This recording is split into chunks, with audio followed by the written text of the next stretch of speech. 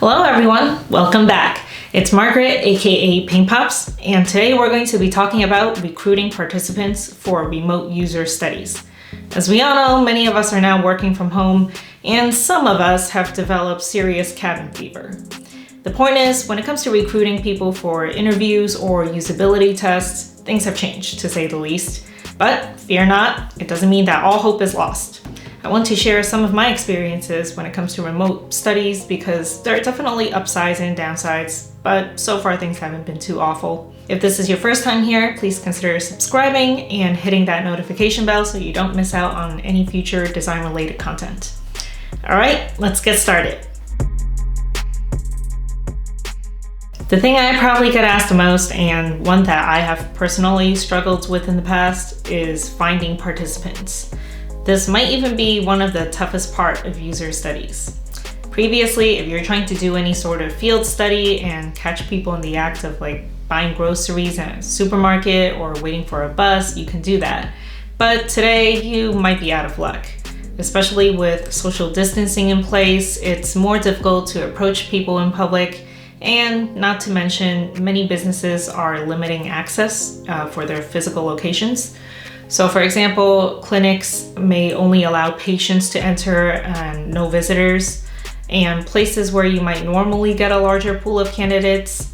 So for example, conferences or concerts are just completely off limits. I think the last concert that I actually saw was John Mayer, and gotta say, I really miss seeing people. But if people aren't going to malls or movie theaters, where can you find them? The answer is online, like where you are right now. But the internet is such a vast expanse of knowledge, opportunities, and dark corners. Where do you look? Well, think about your personas. And if you don't have any personas, use any existing data that you have on your users and take an educated guess at where they might possibly be lurking. So let's say, for example, you're designing an e-commerce shop that sells camera gear. You might want to check out some Facebook groups, subreddits, or related forums for photography, or even online small business communities that professional photographers might frequent. Or you might reach out to your friends, family members, or acquaintances who are interested in photography. Maybe you want to even check out online communities for YouTube content creators and ask how they decided what camera gear to get. So think outside the box for where your users might be visiting. Maybe there's even a Twitch channel or a Discord where you can get some feedback. If your team has the funds, you can also tap into a third-party testing tool, so like user testing or usability hub, where you can use their own panel of users to test your product. This can help save you a lot of time on recruiting and also helps give more structure to your tests because they have a pretty intuitive platform where they can even tell you things like, hey, this was a positive or negative sentiment from this particular user. And the people who they do include in their panels are trained almost to verbalize their feedback. So you don't really have to worry too much about things like my participants just sitting in silence this whole time and I don't know how to pry the answers out of them. So that's the upside. The downside is they're hella expensive and they cost hundreds of dollars each month just for one seat. If you want to go for a cheap and fast option, you can also try using Amazon's Mechanical Turk service. And I'll go over it in more detail in a future video to highlight the pros and cons. The ideal situation would be if you can reach out to your own existing users. Of course, this would be tougher for UX students who may not actually work at the companies that they're designing projects for, and therefore they don't have access to the users. But if you do have something like a mailing list, or if customers had agreed to be contacted for user studies, there's really no better group to study than the people who are actually using your product. Plus, they have a vested interest in seeing your product improve over time because it can make their own lives easier too. In my previous experience, recruiting usually takes the most time, so make sure that you schedule it in advance. Most people I've done remote testing with these days, they do so within their own homes. Sometimes there might be minor distractions like dogs barking in the background or children screaming, but I actually like seeing these things because there's just such a great glimpse into my users' natural environments. Yeah, distractions come with the territory when they're trying to juggle household chores, or toddlers are trying to get their attention when they're using my product. So, I'll need to keep that in mind when I'm designing it. I've also found that because we're not in a lab environment, users are actually more relaxed and don't feel like they're being interrogated. I like to think that this results in more genuine feedback and reactions, but for now that's just a hunch. You'll hear the term new normal a lot because people are behaving differently than they did pre-pandemic. Even things like grocery shopping or attending medical appointments can be done from home. So you may wonder if your study results might be inaccurate because of these unusual circumstances, but I don't think things will be reverting back to normal anytime soon, actually. And in fact, many behaviors are probably going to be shifting semi-permanently, so we'll have to adjust to this new reality. Maybe things like virtual visits to a doctor might seem kind of weird and, out of the norm right now, but who knows? Maybe post-pandemic, this actually becomes so widely accepted that patients don't have to go to a doctor as often. With remote studies, you can reach out to users on a much wider scale.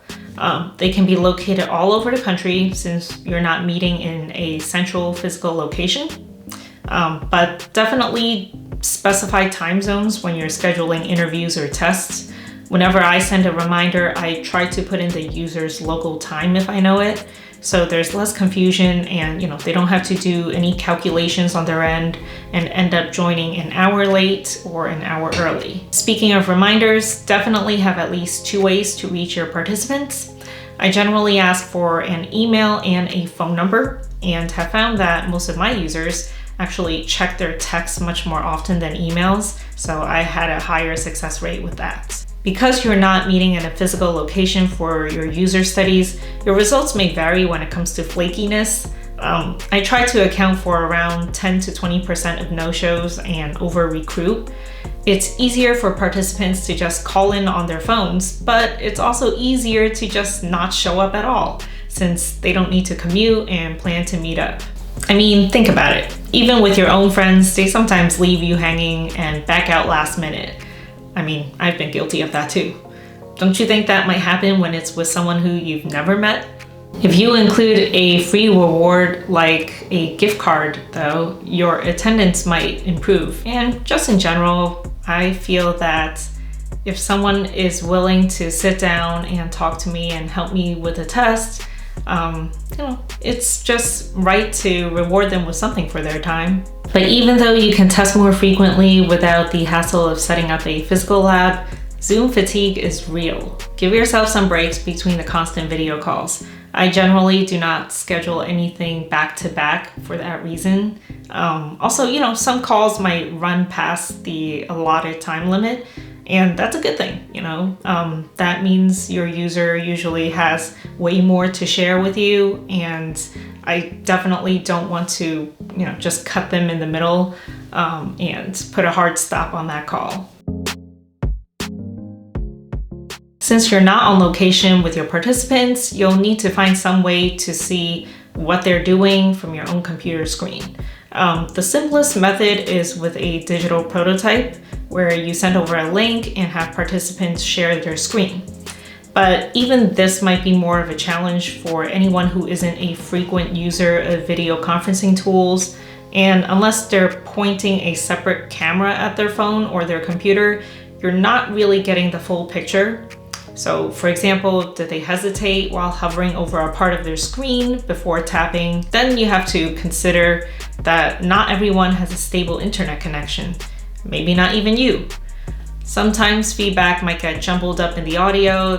There have been times where I had to ask participants if they could repeat what they just said.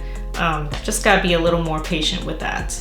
Thankfully, there are tools out there like Maze or Google Forms that make recruiting and click tracking a lot easier. So these were some best practices that has worked for me in the past and were a result of lots of trial and error. If you have some tips of your own, I'd love to hear them. Remember to like and subscribe if you want to see more design related content. I also plan on uploading some product reviews on tools that I use on the regular at my own job. So hit that notification bell if you want to stay in the loop. From time to time, I might also throw in some other types of content. Maybe you'll see some lifestyle and travel stuff here. And that's because I really miss traveling and being on a plane. So I'm going to live vicariously through my past self. Until next time, bye.